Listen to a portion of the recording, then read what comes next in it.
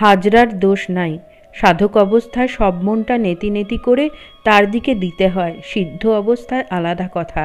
তাকে লাভ করবার পর অনুলোম বিলোম। ঘোল ছেড়ে মাখন পেয়ে তখন বোধ হয় ঘোলেরই মাখন, মাখনেরই ঘোল।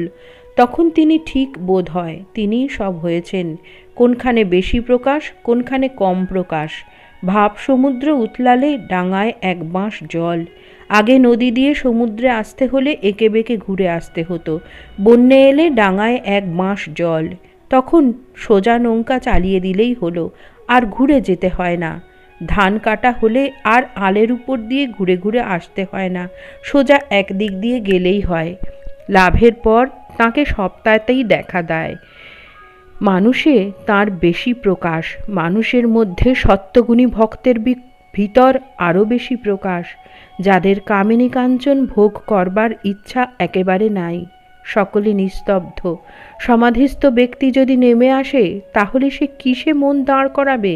তাই কামিনী কাঞ্চন ত্যাগী সত্যগুণী শুদ্ধ ভক্তের সঙ্গ দরকার হয়, না হলে সমাধিস্থ লোক কি নিয়ে থাকে? জয় ঠাকুর।